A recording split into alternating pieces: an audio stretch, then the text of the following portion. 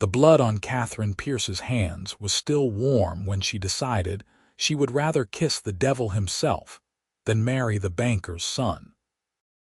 She stood behind her father's whitewashed church in Wheatland, Wyoming, scrubbing at the crimson stains with well water and lye soap. The June sun of 1878 beating down mercilessly on her bonnet. The blood belonged to a horse that had collapsed in front of the church that morning, shot by someone passing through town, and her father, Reverend Josiah Murphy, had insisted she help clean up the mess before the Sunday service. But as she worked, her mind wandered to the evening ahead when Thomas Blackthorne would come calling again, his oiled hair and soft hands reaching for hers across the parlor, and she felt her stomach turn. She was 22 years old and running out of excuses. Her father had made it abundantly clear that refusing Thomas again would be an act of defiance he would not tolerate. The Blackthornes owned the bank, half the cattle ranches in the county, and had the kind of money that could help expand the church, fund a new orphanage, and secure the Murphy family's position in Wheatland society. What Katherine wanted, her father had said just that morning, was irrelevant compared to God's plan and the good of the community. She was wringing out her apron when she heard the horse. The sound came fast and desperate, hooves pounding the dry earth, and she looked up to see a man racing toward the back of the church like hell itself was chasing him. He pulled his mount to a sliding stop near the water trough, dust rising in a cloud around them, and Katherine found herself staring at the most wanted man in 3 territories. She recognized him from the wanted poster that had been nailed to every wall in town for the past 6 months. Killian Pierce, though the posters called him Kill Pierce, which seemed overly dramatic but probably accurate. $25,000 for his capture, dead or alive. Bank robbery, cattle rustling, and the shooting of a territorial marshal who had tried to arrest him in Laramie. The sketch had not done him justice. Where the poster showed a rough, brutish face, the man before her was sharp-featured and lean, with dark hair that curled at his collar and eyes the color of winter sky. He was bleeding from his shoulder, his shirt torn and dark with blood, and when he slid from his horse, he nearly collapsed. Their eyes met across the dusty yard. Katherine should have screamed, should have run for her father, for the sheriff, for anyone. Instead, she found herself moving toward him, her medical instincts overriding her common sense. Her mother had been the town's midwife before she died, and Katherine had learned enough about healing to help when needed. "You are shot," she said, which was obvious but seemed like something that needed to be said. "Astute observation," he replied, his voice strained with pain but carrying an edge of dark humor. "I don't suppose the preacher's daughter knows how to keep her mouth shut." "I know how to remove a bullet," Katherine said, surprising herself. "But you cannot stay here. My father will be back any moment, and the sheriff's office is just down the street." Killian laughed, a sound that turned into a grimace. "Then I guess you will have to work fast, Angel." She should not have helped him. Everything in her upbringing, every Sunday sermon, every prayer her father had drilled into her screamed that this was wrong. But as she looked at him, bleeding and desperate behind her father's church, she made a choice that would change everything. "The storm cellar," she said quickly. "Behind those barrels. Get down there before anyone sees you." He studied her face for a long moment, as if trying to determine whether this was a trick, then nodded. Katherine helped him stumble toward the cellar doors, supporting more of his weight than she expected. He was solid muscle beneath the blood-soaked shirt, and she could feel the heat of fever already starting to burn through him. They made it down the wooden steps just as she heard voices from the front of the church. Her father's congregation was starting to arrive for the evening prayer service. The cellar was cool and dark, lined with preserved foods and supplies for the winter. Katherine settled Killian on the dirt floor against a support beam and quickly assessed his wound by the light filtering through the cracks in the door above. The bullet had gone through the fleshy part of his shoulder, which was both a blessing and a curse. No need to dig out, but the wound was dirty and would need cleaning. "This is going to hurt," she warned. "Lady, I have been shot before. Just do what you need to do." Katherine worked quickly, using the clean water from the jug they kept in the cellar and strips torn from her petticoat. Killian watched her with an intensity that made her hands shake slightly, but he did not make a sound even when she cleaned the wound with whiskey from her father's hidden stash. She could hear the congregation gathering above them, her father's voice rising in welcome, and she knew she had perhaps 20 minutes before someone would wonder where she had gone. "Why are you helping me?" Killian asked suddenly, his voice low. "You know who I am." "I know what the posters say you are," Katherine replied, binding his shoulder with practiced efficiency. "I do not know who you actually are, and you want to find out." There was something dangerous in his tone, but also something curious. Katherine sat back on her heels and looked at him properly. Even injured and covered in dust and blood, there was something compelling about him, something wild and free that called to a part of her she had spent her entire life trying to suppress. "I want to know if you actually shot that marshal." "I did," Killian said, no apology in his voice. "He was going to shoot a boy who had stolen bread. Kid was maybe 10 years old, starving, and the marshal was going to put a bullet in him for taking a loaf of bread from a bakery that throws away twice that much every night. So yes, I shot him. In the leg. He lived, which is more mercy than he deserved." Katherine absorbed this, trying to reconcile the story with the image she had built in her mind. And the banks. Only rob from banks that foreclose on farmers and ranchers who cannot pay their debts. The big banks, owned by men in the East who have never worked a day in their lives.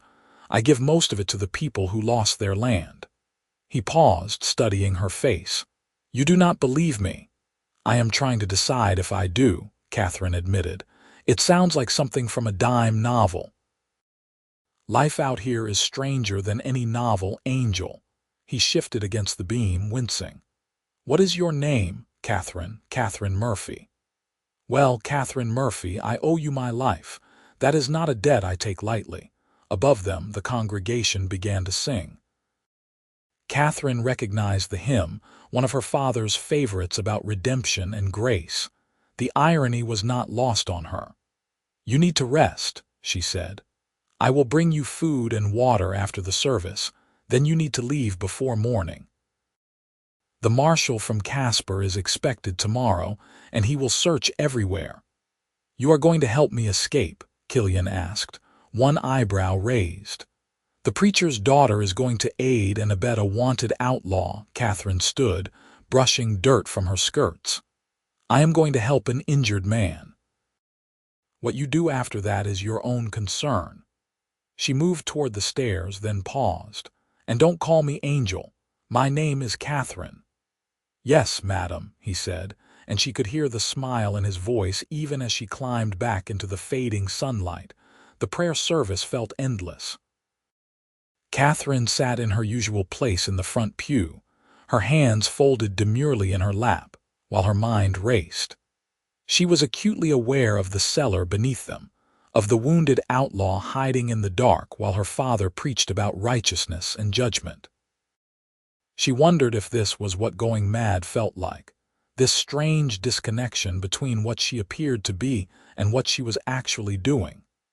Thomas Blackthorne arrived halfway through the service, sliding into the pew beside her with an proprietary air that made her teeth grind. He smelled of hair oil and cologne, expensive scents that seemed suffocating in the simple church. His hand found hers, soft fingers closing around her rougher ones, and she had to resist the urge to pull away. "You look lovely tonight, Katherine," he whispered during a hymn. I have spoken with your father. He has agreed that we should announce our engagement at the town social next month. Catherine's blood ran cold. He what? Surely you knew this was coming, Thomas said, smiling indulgently. We have been courting for 6 months. It is time to make things official. She wanted to tell him that he had been courting, that she had been enduring. She wanted to tell him that she would rather die than spend her life as his wife, hosting tea parties and pretending to care about bank business and social standing. But she said nothing, because good daughters did not make scenes in church, and she had been trained to be a good daughter above all else. After the service, Katherine excused herself to fetch refreshments from the cellar, ignoring her father's pointed look. She carried a basket with bread, cheese, and a jar of water down the wooden steps, her heart pounding. Killian was exactly where she had left him, though his color looked better and his breathing had evened out. "You are engaged," he said as she approached. It was not a question. "You were listening. Hard not to, with you all singing and praying directly above my head." He took the bread she offered. "Congratulations, I suppose." "I am not engaged," Katherine said firmly. "My father and Thomas decided that without consulting me." Killian studied her in the dim light. "And you have no say in it. Women rarely do, in case you had not noticed." She sat down across from him, suddenly exhausted. "My father wants the alliance with the Blackthorn family. Thomas wants a respectable wife who will give him respectable children and host respectable parties. What I want does not factor into the equation." "What do you want?" The question surprised her. No one had asked her that in as long as she could remember. "I want to choose my own life," she said slowly. "I want to see places beyond Wheatland. I want to do something that matters, not just be someone's decorative wife." She laughed bitterly. "I want impossible things." "Nothing is impossible," Killian said. "Difficult maybe, dangerous certainly, but not impossible, easy for you to say. You are free to go where you please, do what you please." "Free?" He laughed without humor. "Angel, I have a price on my head and lawmen tracking me across 3 territories. I cannot stay in one place more than a few days. I cannot trust anyone. I sleep with a gun in my hand and one eye open." "That is not freedom, that is survival." Katherine was quiet for a moment. "Why do you do it then? Rob the banks, I mean, if it is so dangerous." Killian was silent for so long she thought he would not answer. When he finally spoke, his voice was different, softer somehow. "My parents had a farm in Kansas. Small place, but it was ours. When I was 18, there was a drought. Crops failed. My father went to the bank for a loan to get us through, and they gave it to him with terms he could not possibly meet. When he defaulted, they took everything. The farm, the house, the livestock. Everything my family had built for 3 generations. My mother died that winter from cold and heartbreak. My father lasted another year before he put a gun in his mouth." Katherine felt tears sting her eyes. "Killian, I am so sorry. I was 20 when he died. I spent the next year drifting, working odd jobs, trying to figure out what to do with all the anger inside me. Then I met a man named Sam Garrett. He had lost his ranch the same way to the same bank. He had a plan to rob them, take back what was stolen. I helped him, and it felt good. It felt right, so I kept doing it." He met her eyes. "I am not a good man, Katherine, but I try to do good things when I can." She wanted to tell him that she understood, that she saw the difference between justice and the law, but footsteps on the stairs interrupted her. She quickly gathered the basket and stood just as her father's head appeared in the doorway. "Katherine, what are you doing down here?" "Just putting away the food from the service," she said, proud of how steady her voice sounded. "I will be right up." Reverend Murphy frowned but did not descend further. "Do not tarry. Thomas is waiting to speak with you." When he was gone, Katherine released the breath she had been holding. Killian was pressed against the wall behind a stack of crates, his gun drawn and ready. Their eyes met, and she saw something there that made her pulse quicken. Recognition, perhaps, or understanding. "You need to go," she whispered. "Now, before he comes back." "Come with me," Killian said suddenly. Katherine stared at him. "What?" "Come with me," he repeated, standing and moving closer. "You said you want to choose your own life, so choose right now. I cannot just leave.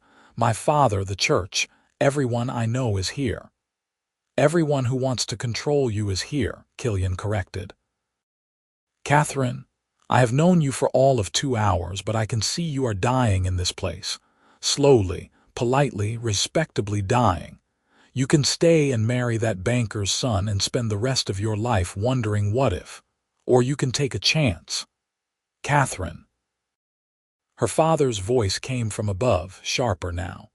"Thomas is waiting."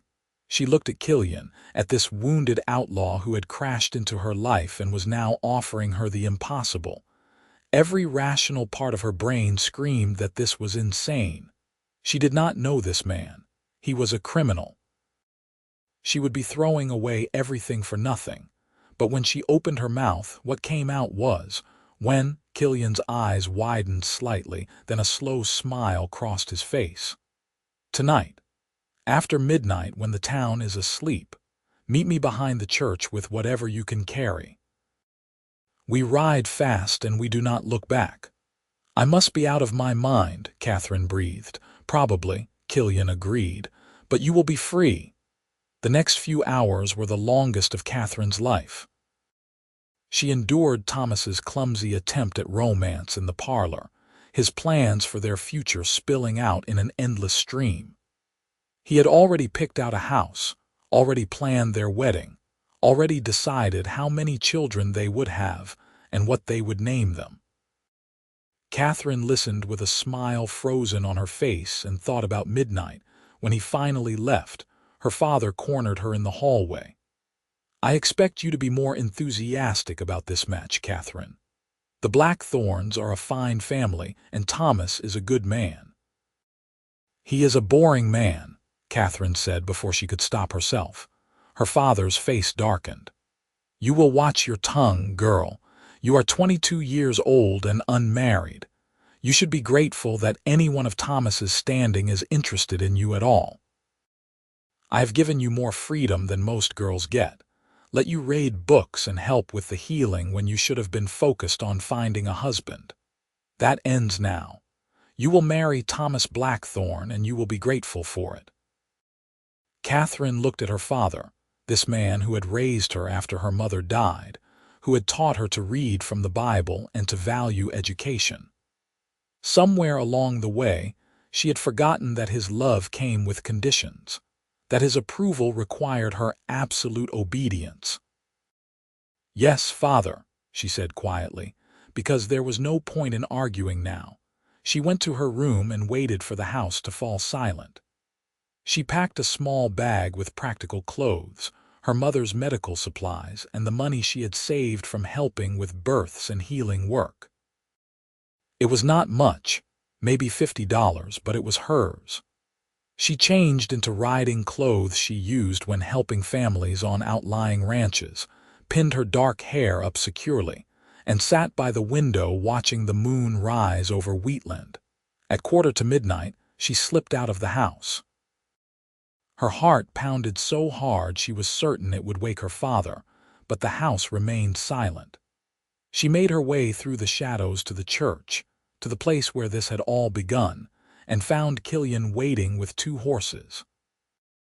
He looked better than he had that afternoon, still pale but steady on his feet. "I was not sure you would come," he admitted. "Neither was I," Katherine said honestly. She tied her bag to the saddle of the smaller horse. "Where are we going?" "South to start. I know a place in Colorado where we can lay low for a while. After that, we will figure it out as we go." He swung up onto his horse with only a slight wince. "You ready?" Katherine looked back at the church, at the town sleeping peacefully beyond, at the only life she had ever known. Then she looked at Killian, at the unknown and terrifying future he represented, and made her choice. "Yes." They rode out of Wheatland at a gallop, the sound of hooves muffled by the soft dirt of the road. Katherine had ridden horses her entire life, but never like this. Never with the wind whipping at her face and the stars wheeling overhead, and the sense that she was racing toward her own life for the first time ever. She felt alive in a way she never had before, every nerve ending singing with fear and exhilaration. They rode through the night, not speaking, just moving fast across the high plains. Killian led them off the main roads, taking paths that seemed barely visible in the moonlight. Once, they saw lights in the distance, and he pulled them behind a stand of cottonwoods until whoever it was passed. Katherine realized with a start that she was now a fugitive too, that she had cast her lot with a wanted man, and there would be no going back. Dawn found them in the foothills, the horses lathered and exhausted. Killian found a small canyon with a spring, sheltered and hidden, and they made camp. Katherine had never been so far from civilization in her life, and the silence was overwhelming. No church bells, no wagon wheels, no voices calling, just wind and water and the sound of their breathing. "You should sleep," Killian said, unsaddling the horses with careful movements that betrayed his injury. "We will rest here today and move again tonight." "What about you?" Katherine asked. "Someone needs to keep watch." He caught her skeptical look and smiled. "I will rest later, I promise." Katherine was too exhausted to argue. She spread her bedroll in the shade of an overhang and fell asleep almost instantly. When she woke, the sun was high overhead and Killian was sitting nearby, cleaning his gun with methodical precision. He had stripped off his bloody shirt, and she could see the neat bandage she had applied, only slightly stained now. "How does it feel?" she asked, sitting up and pushing hair out of her face. "Like I got shot," he said with a wry smile. "But thanks to you, it is healing clean. You did good work." Katherine moved to check the wound, her medical training overriding any awkwardness about touching a shirtless man she barely knew. The flesh around the injury was warm but not inflamed, and the bleeding had stopped. "It should be fine if we keep it clean. You will have a scar, though." "Add it to the collection," Killian said. When she gave him a questioning look, he pointed to various marks on his torso. "Knife fight in Dodge City. Barbed wire in Montana. Bullet graze in New Mexico. I am a walking map of bad decisions." "Why do I find that strangely reassuring?" Katherine wondered aloud. "Because you just made the biggest bad decision of your life, and it helps to know you are not alone." He pulled his shirt back on carefully. "For what it is worth, I am glad you came." "Are you?" Katherine asked, suddenly uncertain. "You do not even know me. I could slow you down, get you caught. I am not exactly experienced at being an outlaw." Killian was quiet for a moment, his expression serious. "Last night when you helped me, you did not have to. You could have turned me in, collected the reward, made your father proud. But you saw someone hurt and you helped. That tells me more about who you are than a lifetime of Sunday sermons could." He met her eyes. "And when I asked you to come, you could have chosen safety. You could have played it safe, married your banker, lived a comfortable life. But you chose the risk. That takes courage." "Or stupidity," Katherine muttered. "Sometimes they are the same thing." He stood and stretched, careful of his shoulder. "Come on.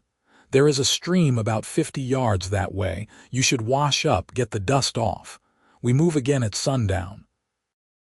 Katherine found the stream and took the opportunity to clean up and change into fresh clothes. The water was cold and clear, running down from the mountains, and she felt more herself after washing away the grime of the night's ride. When she returned to camp, Killian had coffee brewing over a small fire and was frying bacon in a pan. "You cook?" she asked, amused. "When you spend as much time alone as I do, you learn." He handed her a tin cup of coffee and a plate. "It is not fancy, but it is hot." They ate in companionable silence, and Katherine was struck by the surreal nature of the situation. Yesterday morning, she had been the preacher's daughter, preparing for a life she did not want. Now she was sitting in a hidden canyon with a wanted outlaw, eating bacon and planning a route to Colorado.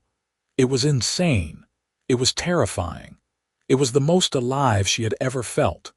"Tell me about yourself," Killian said suddenly. "I know your father is a preacher and you do not want to marry the banker." "What else?" Katherine considered the question. No one had ever really asked her about herself before. "My mother died when I was 12. Fever took her fast.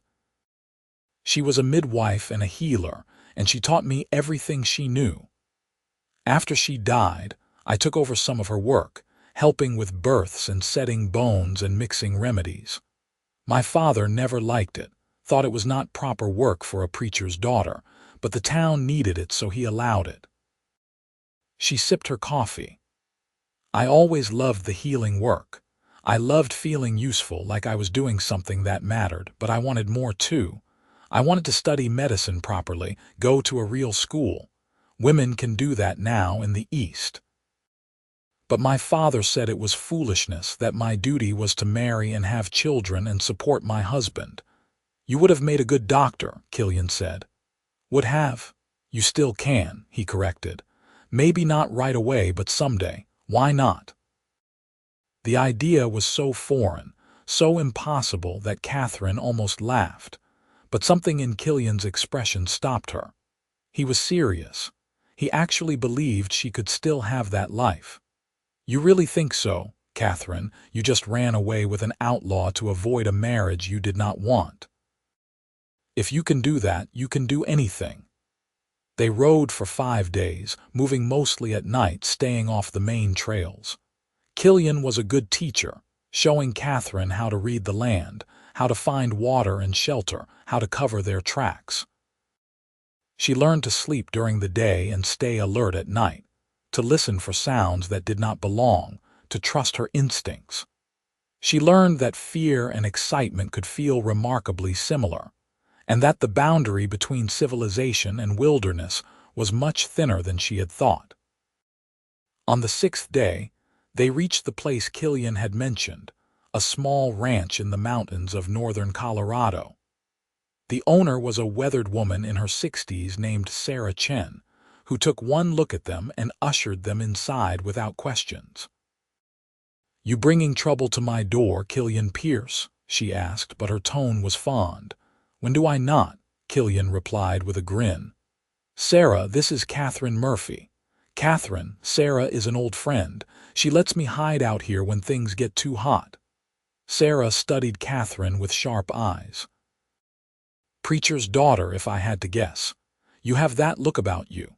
What are you doing riding with this troublemaker?" "Making bad decisions," Katherine said, and Sarah laughed. "Well, at least you are honest about it. Come on, you both look like you could use a real meal and a real bed." "Killian, your usual room is available." The ranch was small but well kept, a testament to Sarah's work ethic and determination. She had come west with her husband 40 years ago, she explained over dinner, fleeing prejudice in San Francisco. When he died, she had kept the ranch going by herself, raising cattle and horses and occasionally providing refuge to people the law did not look kindly upon. "I do not help murderers or thieves," Sarah said firmly. "But sometimes the law is wrong about who is good and who is bad. Killian here might rob banks, but he robbed the one that foreclosed on my neighbor's ranch and gave them enough money to buy it back. So I figure he has earned a safe place to sleep now and then." Katherine spent 2 weeks at the ranch, helping Sarah with the work and letting herself recover from the shock of everything that had happened. She and Killian fell into an easy rhythm, working side by side during the day and talking late into the night. She learned that he could play the guitar and had a surprisingly good singing voice. He learned that she could shoot straight and had a talent for tracking animals. They talked about everything and nothing, their conversations ranging from philosophy to favorite foods to dreams they had never told anyone else. And somewhere in those 2 weeks, something shifted between them. Katherine started noticing the way Killian's eyes crinkled when he smiled, the gentle way he handled the horses, the careful consideration he gave to everything she said. She caught him watching her sometimes with an expression she could not quite read, something soft and wondering that made her heart beat faster. One evening, they were mending fences on the far side of Sarah's property when Killian suddenly stopped working and turned to her. "I need to tell you something." Katherine set down her tools, her stomach fluttering. "All right. When I asked you to come with me that night behind the church, it was impulsive. I told myself I was helping you escape a life you did not want. But the truth is, from the moment I saw you, standing there with blood on your hands and defiance in your eyes, I wanted to know you, really know you. And these past 2 weeks have been the best I have had in as long as I can remember." He took a breath. "I am falling for you, Katherine. Maybe I have been since that first moment. And I need you to know that, because if you want to leave, if you want to go back to Wheatland or somewhere else, somewhere safe, I will understand. But I had to tell you how I feel." Katherine's heart was pounding so hard she could barely breathe. "Killian, I cannot go back. Even if I wanted to, which I do not, I cannot. But more than that, I do not want to leave you. These 2 weeks they have been extraordinary. You make me feel seen in a way no one ever has. You make me feel brave. And I think I have been falling for you too." The look on his face was pure joy. Yeah, she confirmed, smiling. Killian reached for her hand, his calloused fingers intertwining with hers. "So what do we do now?" "I do not know," Katherine admitted, "but I want to figure it out together." He pulled her closer, his other hand coming up to cup her face. "Can I kiss you?" Instead of answering, Katherine closed the distance between them. The kiss was soft at first, tentative, both of them learning the shape of the other. Then Killian's arms wrapped around her waist, and Katherine's hands found his hair, and the kiss deepened into something fierce and wonderful. When they finally broke apart, both breathless, Killian rested his forehead against hers. "I have wanted to do that since the moment you threatened to dig a bullet out of me," he said. Katherine laughed. "I did not threaten, I warned. There is a difference." "Is there?" He kissed her again, slower this time, savoring it. "God, you are amazing." They stood there in the fading light, holding each other, and Katherine felt something settle in her chest. This was right. This man, this moment, this choice. All of it was right. When they returned to the ranch house, Sarah took one look at their faces and smiled knowingly. "About time," was all she said, and went back to her cooking. That night, Katherine lay in her bed and stared at the ceiling, her lips still tingling from Killian's kisses. She thought about the path that had brought her here, the series of choices that had seemed impossible at the time but now felt inevitable. She had given up everything she knew for a chance at something real, something true, and she did not regret it for a moment. The next morning, Killian came to her before dawn. "We need to leave," he said quietly. "I just got word from a friend in town. The marshal from Casper is in the area asking questions. Someone might have seen us heading this way." Katherine's heart sank, but she nodded. She had known this was coming, that they could not stay in one place for long. "Where will we go?" "Further south, into New Mexico territory. I know people there who can help us disappear for a while." He touched her face gently. "I am sorry.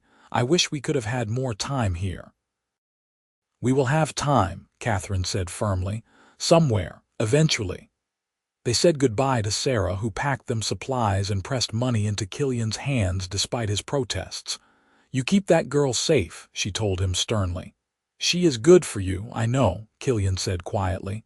"I will." They rode south through Colorado, skirting towns and staying to the wilderness. Katherine was a skilled rider now, comfortable with the long days in the saddle and the nights camped under stars. She and Killian grew closer with each passing day, their relationship deepening from attraction into something stronger.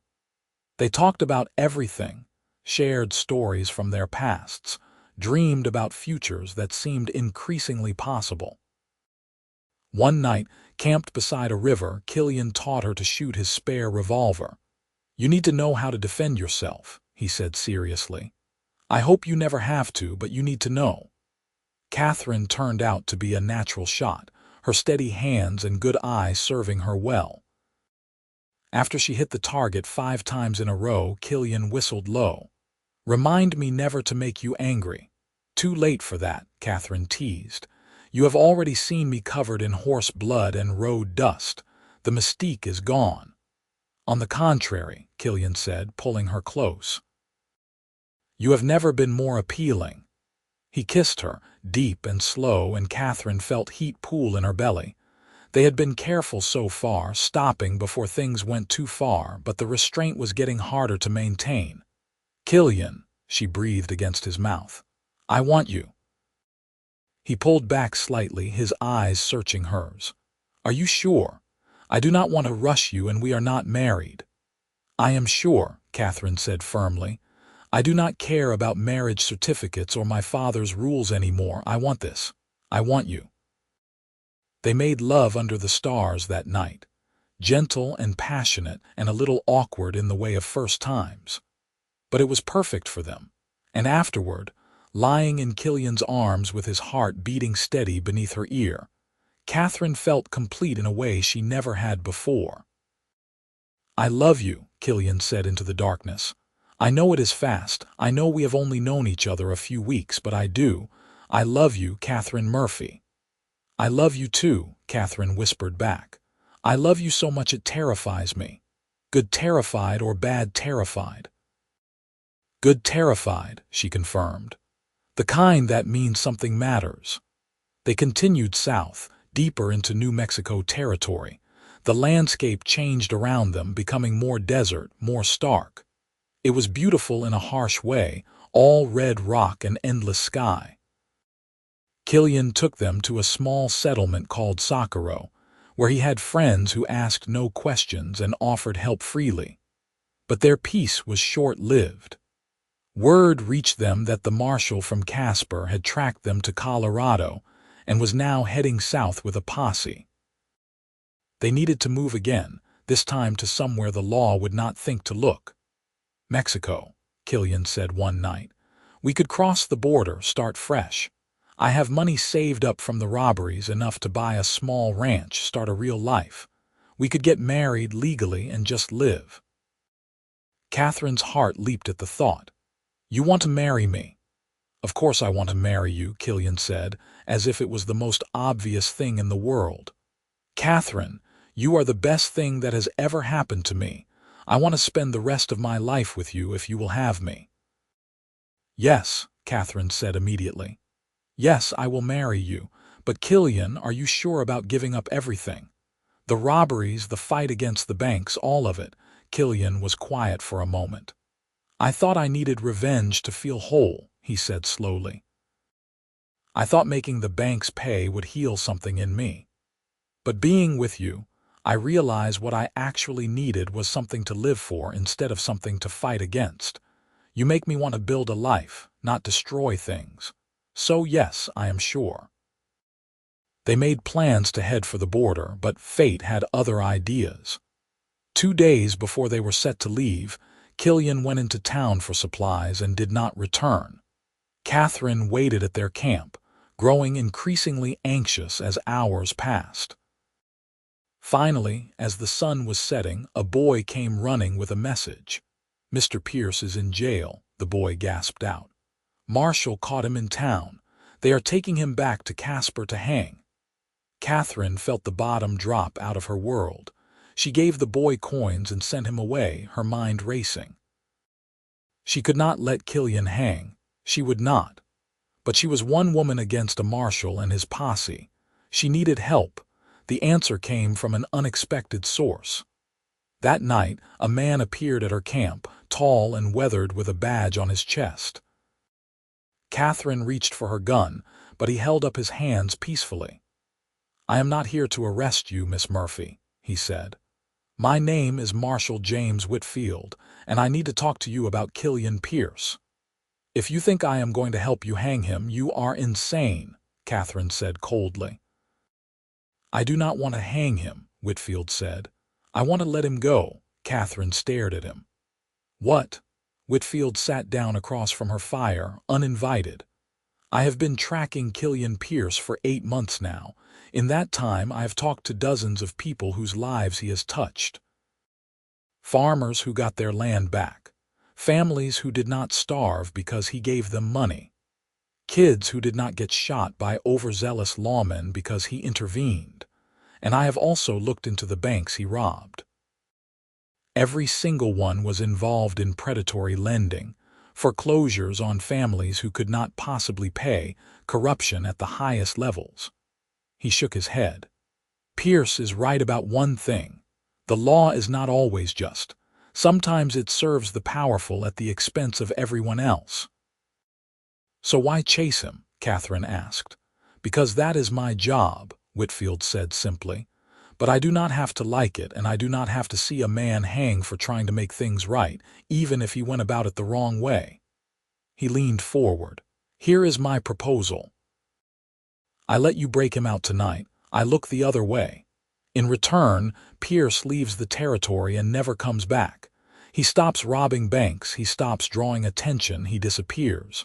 Can you promise me that?" Katherine's mind was spinning. "Why would you do this?" "Because I am tired of enforcing laws that protect the corrupt and punish the desperate," Whitfield said wearily. "Because I have a daughter your age, and I hope if she were ever in your position, someone would show her mercy.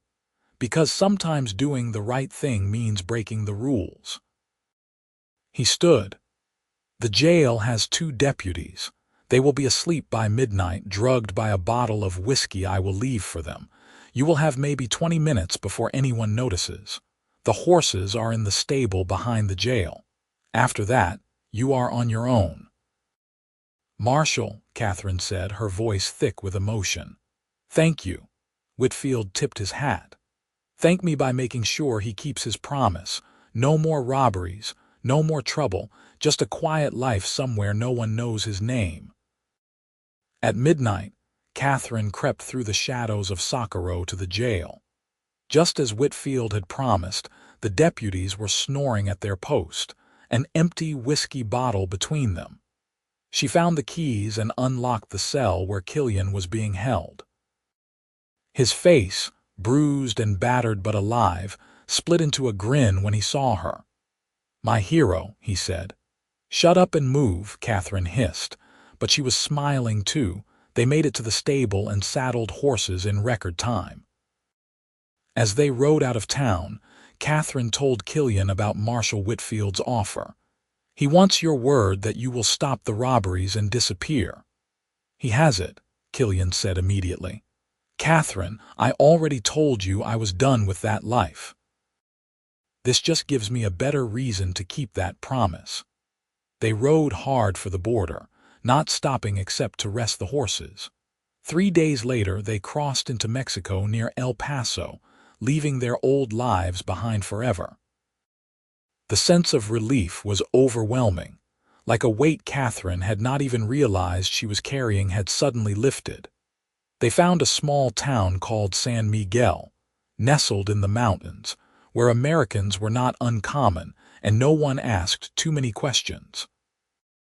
With the money Killian had saved, they bought a small ranch on the outskirts of town. It was modest, just a house and a barn and enough land for a few cattle and horses, but it was theirs. They were married by a local priest, a kind old man who spoke more Spanish than English but understood enough to perform the ceremony. Katherine wore a simple white dress bought from a woman in town, and Killian wore his cleanest shirt. They had no guests, no family, no elaborate celebration. Just two people making vows to each other in a small church, promising to love and honor each other for the rest of their lives. "I do not even know your middle name," Katherine whispered as the priest was speaking. "James," Killian whispered back. "Killian James Pierce. What is yours?" "Noel." "Katherine Noel Murphy." She smiled. "Soon to be Katherine Pierce." "I like the sound of that," Killian said, and kissed her before the priest had officially given permission. They built a life in San Miguel, slowly and carefully. Killian turned out to be a skilled rancher, and Katherine opened a small clinic in town where she treated illnesses and delivered babies. The townspeople were wary at first, but her skill and genuine care won them over. Within 6 months, she was the most trusted healer in the region. Their home became a place of warmth and laughter. Killian would come in from working the ranch to find Katherine poring over medical texts she ordered from the East, always learning, always improving. She would patch him up when he inevitably hurt himself doing ranch work, teasing him about being careless while her hands were gentle and sure. They talked about everything, fought occasionally about small things, made love frequently and with increasing confidence and joy. A year after they arrived in San Miguel, Katherine discovered she was pregnant. She told Killian one evening as they sat on their porch watching the sunset, and the look of pure joy and terror on his face made her laugh. "We are going to be parents," he said, like he could not quite believe it. "I am going to be a father." "You are going to be a wonderful father," Katherine assured him.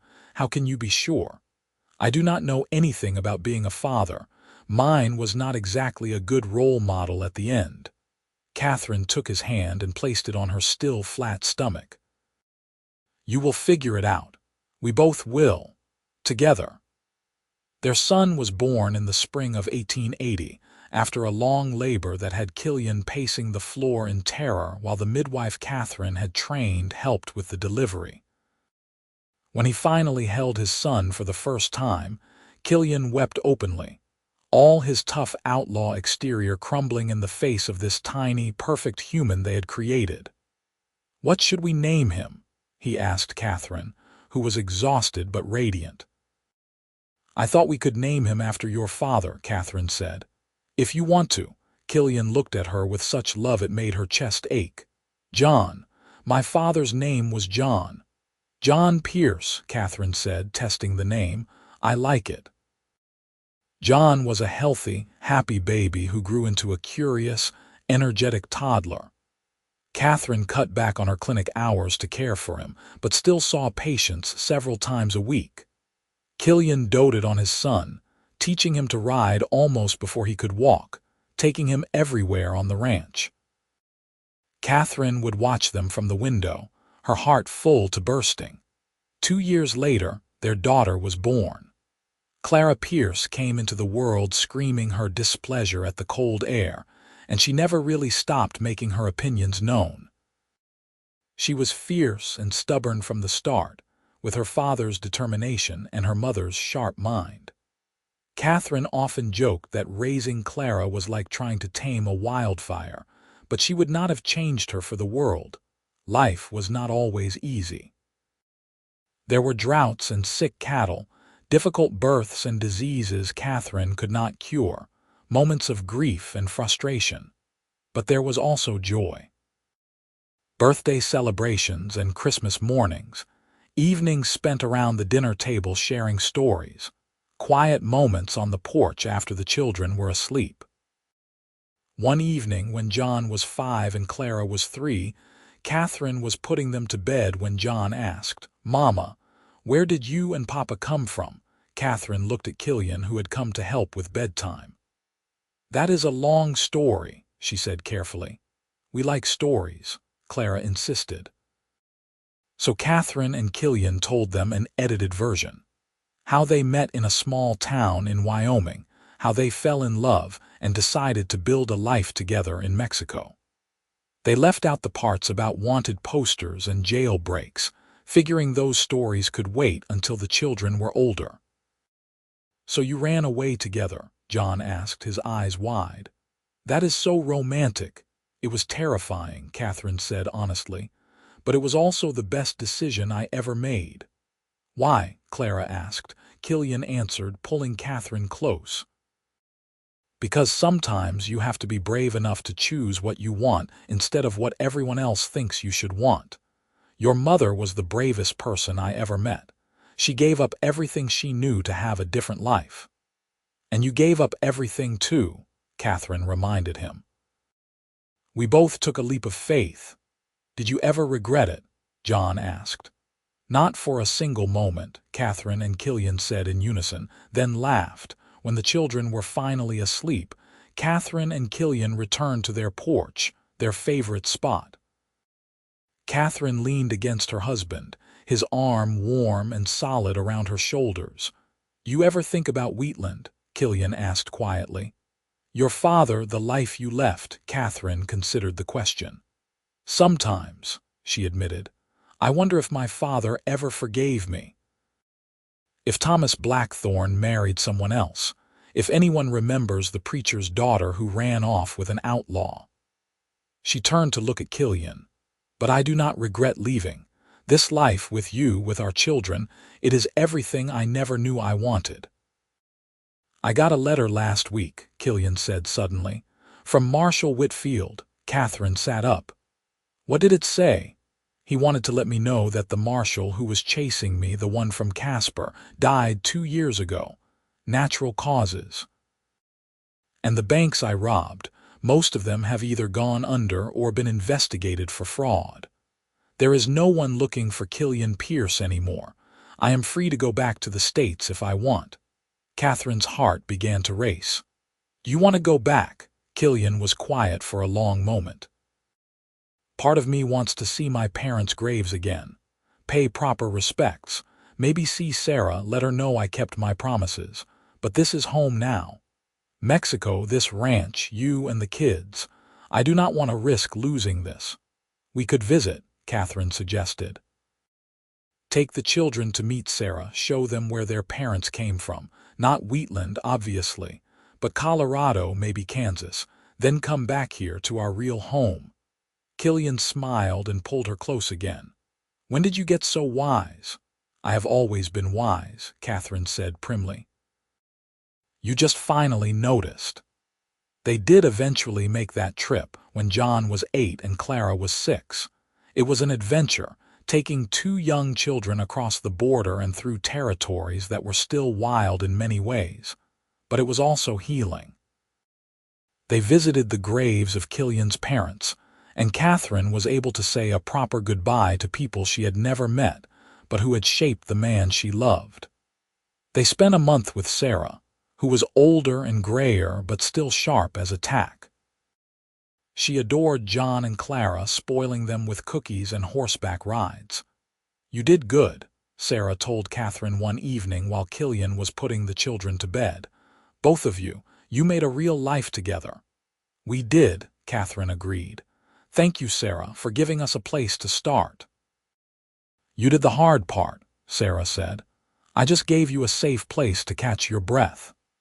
They returned to San Miguel with stories and gifts and a deeper appreciation for the life they had built. The years continued to pass, marked by the growth of their children and the deepening of their own love.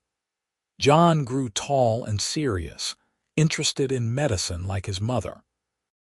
Clara remained a force of nature, declaring at age 10 that she was going to be a rancher like her father and no one could stop her.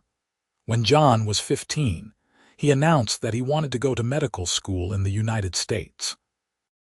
Katherine's heart swelled with pride even as it ached at the thought of him leaving. Are you sure? She asked. I want to be a doctor, Mama, John said earnestly. A real doctor with training and education, like you always wanted to be. Katherine looked at Killian, who nodded encouragingly. Then we will make it happen, she said. Whatever it takes. They used their savings to send John to medical school in California. It was a sacrifice, but one they made gladly. He would come home during breaks, full of stories about his studies, and Katherine would listen with a hunger she had almost forgotten. Through John, she lived the dream she had once thought impossible. Clara, true to her word, took over more and more of the ranch work as she grew older. She was a natural with horses and cattle, fearless in a way that sometimes terrified her parents but also made them proud. At 18, she married a local rancher's son, a good man who loved her fierce spirit and was not intimidated by her strength. Katherine and Killian became grandparents in their 40s, doting on Clara's children, and, eventually, John's as well when he returned to San Miguel as a fully trained doctor. The clinic that Katherine had started grew into a proper medical practice with her son as partner, serving people for miles around. On a warm evening in 1905, Katherine and Killian sat on their porch as they had done for 27 years. They were in their 60s now, their hair gray and faces lined with age, but their love had not diminished. If anything, it had grown stronger, tempered by years of shared joys and sorrows. "You remember that night behind the church?" Killian asked suddenly. "When I asked you to come with me?" "I remember thinking you were insane," Katherine said with a smile, "and that I was insane for agreeing." "Best insanity I ever committed," Killian said, taking her hand. Their fingers intertwined, the gesture as natural as breathing after all these years. "I meant it, you know, when I kissed you. That first kiss behind your father's church, I meant every bit of it." Katherine leaned her head on his shoulder. "I know, I meant it too." They sat in comfortable silence, watching the sun set over the mountains of their adopted home. In the distance, they could hear their grandchildren playing, their laughter carrying on the evening breeze. Inside the house, the smells of dinner cooking wafted out, Clara preparing one of her elaborate meals for the weekly family gathering. "If you could do it all over again," Killian asked quietly, "would you change anything?" Katherine thought about the question seriously. She thought about the life she had left behind in Wheatland, the father she had never reconciled with before he died, the respectability she had sacrificed. She thought about the years of running, of fear, of uncertainty. She thought about the hard work of building a life from nothing, of raising children in a foreign country, of every challenge they had faced. Then she thought about the love that had sustained her through all of it. The man beside her who had seen her not as the preacher's daughter or a potential wife, but as Katherine, fully herself. The children and grandchildren who existed because she had been brave enough to choose her own path. The decades of laughter and tears, triumph and tragedy, all of it shared with her partner in every sense of the word. "I would not change a single thing," Katherine said firmly. "Not one moment, not one choice. This life with you, it is exactly what I was meant to have." Killian kissed her forehead, a gesture of tenderness that had not changed in 27 years. "I love you, Katherine Pierce. I loved you the moment I saw you behind that church, and I will love you until my last breath." "And I love you," Katherine replied. "My outlaw, my husband, my home." They sat together as the stars began to emerge, two people who had chosen love over security, adventure over comfort, each other over everything else. Behind them, their family gathered, the legacy of that single brave choice made on a desperate night in Wyoming. And ahead of them, whatever years remained, to be spent together. The preacher's daughter had kissed the outlaw behind the church, and the cowboy had kissed her back and meant it. Everything else had followed from that one perfect moment of courage and connection. They had built a life, raised a family, and loved each other through everything the world could throw at them. And they had done it all together, exactly as they had promised in a small church in San Miguel all those years ago. As they sat on their porch that evening, surrounded by the life they had created, Katherine thought about the girl she had been, standing behind her father's church with blood on her hands and desperation in her heart. She wished she could tell that girl that everything would be all right, that the risk would be worth it, that love was waiting just around the corner. But then again, maybe that girl had known. Maybe that was why she had been brave enough to take the chance. The moon rose over the mountains, bathing everything in silver light. Inside, Clara called that dinner was ready, and the sounds of family gathering filled the air. Killian stood and offered Katherine his hand, pulling her to her feet with a smile that still made her heart flutter after all these years. Hand in hand, they walked inside to join their family, to share a meal and stories and laughter. It was an ordinary evening in an extraordinary life, built on the foundation of a kiss behind a church and the courage to follow love wherever it led. And it was perfect.